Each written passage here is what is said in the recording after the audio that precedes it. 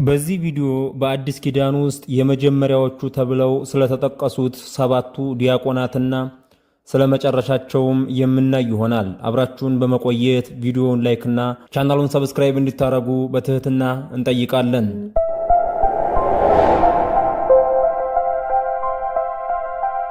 በስመ አብ ወወልድ ወመንፈስ ቅዱስ አሃዱ አምላክ አሜን።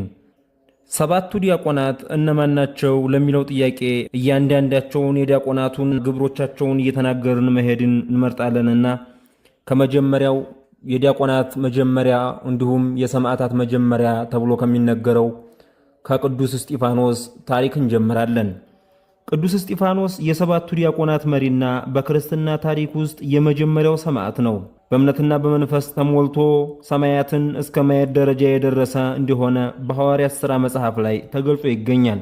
በታላቅ ታምራቱና በጥበብ በተሞላ ስብከቱም ይታወቃል። ምንም እንኳን ማዕድ ለማገልገል ማለትም ሐዋርያት የክርስቶስን አገልግሎት እንዲያገለግሉ እነሱ ግን አጋዥና ረዳቱ ነው ለሐዋርያቱ የተሾሙ ቢሆንም በእምነትና በጥልቅ ዕውቀት የተሞላና በመንፈስ ቅዱስ የሚያገለግል እንደሆነ ይነገርለታል። እስጢፋኖስ ስለ ክርስቶስ ምስክርነት ሲል ደሙን በማፍሰስ የመጀመሪያው የክርስቲያን ሰማዕት ሆኖ በቤተ ክርስቲያናችን ቀዳሜ ሰማዕት ቅዱስ እስጢፋኖስ እየተባለ ይነገራል። በዚህም ምክንያት በቤተ ክርስቲያን ታሪክ ቀዳሜ ሰማዕት ወይም የሰማዕታት መጀመሪያ የሚለውን ማዕረግ የተሰጠው ለቅዱስ እስጢፋኖስ ለመጀመሪያው ዲያቆን ነው። እስጢፋኖስ በሐዋርያት ሥራ ምዕራፍ 6 ላይ እንደተጠቀሰው በኢየሩሳሌም በነበረች የመጀመሪያው ቤተ ክርስቲያን ለማገልገል ከተመረጡት ከሰባቱ ዲያቆናት መካከል አንደኛውና ዋነኛው የመሪነቱን ሚና የያዘ ሰው ነበር። በመጽሐፍ ቅዱስ እስጢፋኖስን እምነትና መንፈስ ቅዱስ የሞላበት እንደነበር ይገልጻል። በሰዎች መካከል ታላቅ ድንቅ ታምራትን ያደርግ የነበረ እንዲሁም ጠላቶቹ ሊቋቋሙት የማይችሉት ታላቅ ጥበብና መንፈሳዊ ኃይል የነበረው ሰው ነበር። በድንጋይ ተወግሮ ሲሞት ያሳየው አቋም የጌታ የኢየሱስ ክርስቶስን ፈለግ የተከተለ ነበር። እየወገሩት ሳለም እንደ ጌታችን እንደ ኢየሱስ ክርስቶስ ጌታ ሆይ ይህን ኃጢአት አትቁጠርባቸው ብሎ በመጮህ ለገዳዮቹ ይቅርታ ለምኗል። ይህም ጌታችንና መድኃኒታችን ኢየሱስ ክርስቶስ የሚያደርጉትን አያውቁምና ብሎ ከተናገረው ጋር በማስማማት እንደ ጌታችን እንደ ኢየሱስ ክርስቶስ የሚያስብልን ክብር ያሰጠዋል። እስጢፋኖስ በድንጋይ ተወግሮ ሲገደል በዚያ ስምምነቱን በመግለጽ የገዳዮችን ልብስ ይጠብቅ የነበረ የፊተኛው ሳውል የኋለኛው ቅዱስ ጳውሎስ አንዱ ነበር። ቅዱስ ጳውሎስ ቅዱስ እስጢፋኖስን በሚወግሩበት ጊዜ ድንጋይ አንስተው እስጢፋኖስን የሚወግሩትን ሰዎች ልብሳቸውን ቁጭ ብሎ ይጠብቅ የነበረና መግደሉን ሲያበረታታ የነበረ ሰው ነው። በስተመጨረሻ ግን ቅዱስ ጳውሎስ ወደ መባል ወይም የቤተ ክርስቲያን ብርሃን ወደ መባል ደረጃ ተለውጦ ብዙ መልእክታትን ለሰዎችና ለሀገራት በመጻፍ ዛሬ የምንመራበትንና የምንሄድበትን የሃይማኖት መንገድ የሚያሳይ ፋና ሆኗል። ከነዚህም መካከል በመጽሐፍ ቅዱስ ውስጥ ለ10 ሀገራትና ለ2 ሰዎች የላካቸው መልእክቶች ይገኛሉ። የቅዱስ ጳውሎስ መለወጥ የእስጢፋኖስ ጸሎትና የጽናት ውጤት እንደሆነ ብዙ የቤተ ክርስቲያን አባቶች ያስተምራሉ።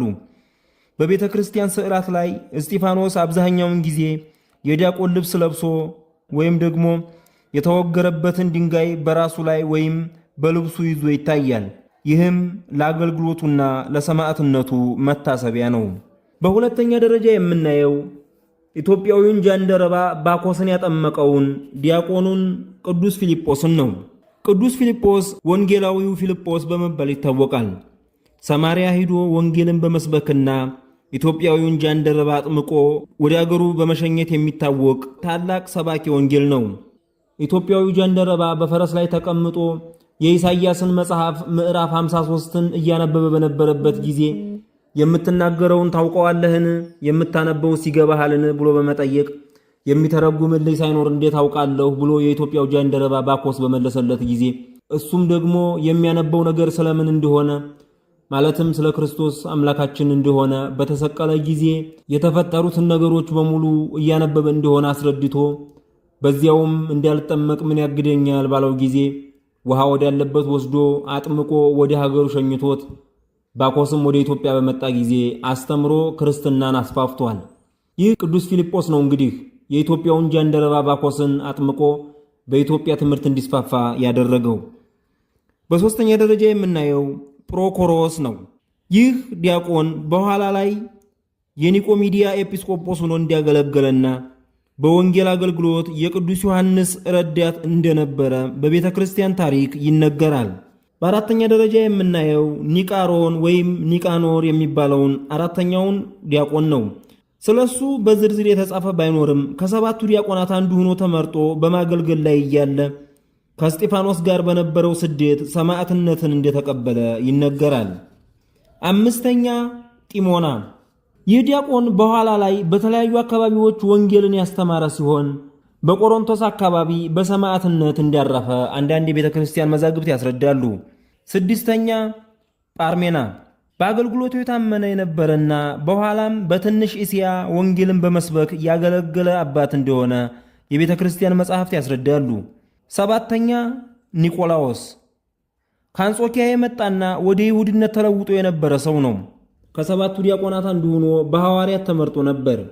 ኒቆላዎስ በመጀመሪያ በታማኝነት ተመርጦ ከሰባቱ ዲያቆናት አንዱ የነበረ ቢሆንም በኋላ ላይ ግን ከመስመር በመውጣት ለቤተ ክርስቲያን ፈተና የሆነ የክህደት ትምህርትን በማምጣቱ ይታወቃል።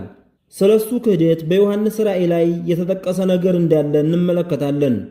ስለ ክህደቱና በዮሐንስ ራእይ ላይ ስለተጠቀሰው ነገር የሚከተሉትን ዋና ዋና ነገሮች እንይ። የኒቆላዎስ ትምህርት። ኒቆላዎስ ከመንገድ ከወጣ በኋላ ኒቆላውያን የሚባሉ ተከታዮችን አፍርቶ ነበር። ትምህርታቸውም በዋናነት በሁለት ስህተቶች ላይ ያተኮረ ነበር። የመጀመሪያው ስጋዊ ፈቃድን ማርካት የሚል ነው። ስጋና ነፍስ የተለያዩ ናቸው። ስለዚህ ስጋ ቢበላሽ ወይም የፈለገውን ቢያደርግ ነፍስን አይጎዳትም የሚል የተሳሳተ ፍልስፍና በማምጣት ዝሙትንና ስጋዊ ምኞትን እንደፈለጉ እንዲጠቀሙ ያደርግ ነበር። ሁለተኛ ለጣዖት የተሰዋውን መብላት። ክርስቲያኖች ከጣዖት አምልኮ ጋር እንዲደባለቁና ለጣዖት የታረደውን እንዲበሉ ያበረታታ ነበር። ይህ ደግሞ በሐዋርያት ጉባኤ የተወሰነውን የሚጥስ ነበር። በዮሐንስ ራእይ የተጠቀሰበትን መንገድ ስንመለከት ደግሞ በዮሐንስ ራእይ ምዕራፍ 2 ላይ ጌታ ለኤፌሶንና ለጴርጋሞን አብያተ ክርስቲያናት በላከው መልእክቱ የኒቆላውያንን ሥራ በጽኑ ኮንኗል። ለኤፌሶን ቤተ ክርስቲያን በራእይ 2:6 ላይ ነገር ግን እኔ የምጠላውን የኒቆላውያንን ሥራ አንተ ደግሞ ስለምትጠላ ይህ አለህ በማለት ይጠቅሰዋል።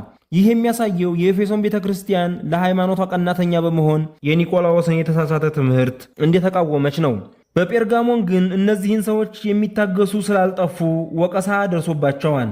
ጌታም እንዲሁ የኒቆላውያንን ትምህርት እንደነዚህ የሚጠብቁ ሰዎች በአንተ ዘንድ ደግሞ አሉ ብሎ በዮሐንስ ራእይ በኩል ተናግሯል። አንዳንድ የቤተ ክርስቲያን ጸሐፊዎች በተለይ እንደ ቅዱስ ኤጲፋኒዎስ አባባል ኒቆላዎስ መጀመሪያ ላይ በጣም ጥብቅና መናኝ ለመምሰል ይሞክር የነበረ እንደነበር ይገልጻል። ነገር ግን በኋላ ካለው ከፍተኛ የሆነ የቅናትና የሥጋ ምኞት የተነሳ ሚስቱን ለሌሎች ማካፈል እስከሚል የጥፋት ትምህርት መድረሱንና ይህ ለክህደቱ መነሻ እንደሆነ ይተርካል። በአጠቃላይ ኒቆላዎስ በመንፈስ ቅዱስ ጀምሮ በሥጋ የጨረሰ ሰው ተምሳሌት ተደርጎ ይወሰዳል። በመጀመሪያ ምዕት ዓመት የነበሩ መናፍቃን የእሱን ስም መሸሸጊያ በማድረግ ቤተ ክርስቲያንን በሥነ ምግባርና በሃይማኖት ለማበላሸት ሞክረዋል። ውድ ሕዝበ ክርስቲያን፣ በአጠቃላይ የሰባቱ ዲያቆናትን መጨረሻቸውንና ስማቸውን በእንዲህ መልኩ አቀረብንላችሁ።